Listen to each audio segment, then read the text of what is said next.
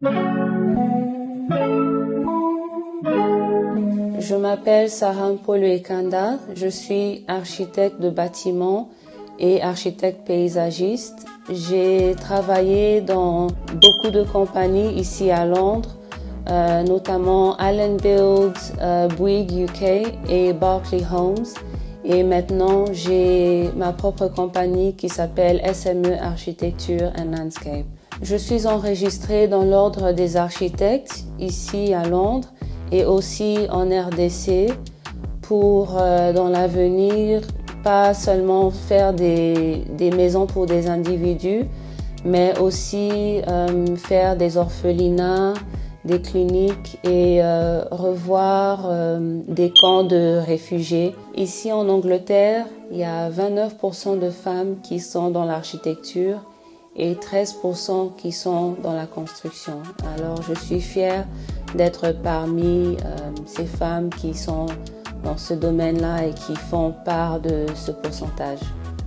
Je travaille à mon propre compte en parallèle avec une compagnie de construction qui spécialise dans des maisons traditionnelles, qui veut dire des maisons qui s'adaptent à sa région et pas comme un style contemporain qui est plus rectangulaire et moderne.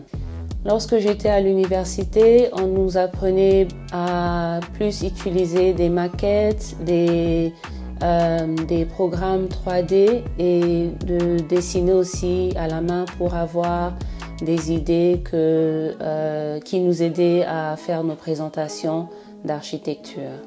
Je suis ici à Tottenham et on va visiter maintenant une maison que je suis en train de faire et le client est déjà à l'intérieur, alors il m'attend pour que nous puissions voir l'évolution du projet.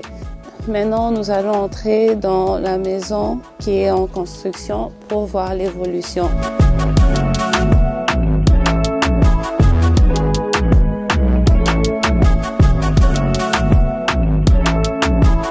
Alors nous sommes dans la maison, il y a quand même beaucoup de travail comme vous êtes en train de voir. Mais sinon, c'est en construction, c'est en train d'évoluer. Cette maison aura 3 appartements, chaque appartement à son niveau. Pour le moment, c'est vraiment en construction, mais sinon, c'est en train d'évoluer. L'architecture, c'est un art, même s'il y a beaucoup de niveaux techniques entre les ingénieurs de structure et des ouvriers sur le chantier. Mais sinon, c'est un domaine qui ouvre l'esprit et qui aide à avoir des idées avec tout ce que nous voyons autour de nous qui nous inspire dans ce que nous faisons. Les 3 méthodes que j'utilise qui m'aident souvent à avoir des idées, c'est premièrement d'avoir un précédent, ce qui veut dire d'être inspiré ou analyser une personne ou quelque chose que j'aime et utiliser ça pour le développement de mon design. La deuxième chose serait de sortir de son environnement, alors voyager, ne pas constamment travailler sur un projet et aussi chercher à s'inspirer de tout ce qui nous entoure. Troisièmement, pour moi c'est simple, je note chaque idée que j'ai et je les mets sur papier pour ne pas oublier plus tard. J'ai pas toujours travaillé dans un cabinet d'architecture. Ça fait 15 ans que je suis dans le domaine et je dirais que 30% de ma carrière, je l'ai passé dans un cabinet et les restes dans le chantier. Et c'est l'expérience que j'ai eue dans le chantier qui m'aide vraiment à comprendre l'ensemble des bâtiments en général. En ce moment, je fais des projets pour des clients qui veulent agrandir leur cuisine, faire des rénovations de leur maison et par exemple, là où nous sommes, c'est une maison qui deviendra des appartements.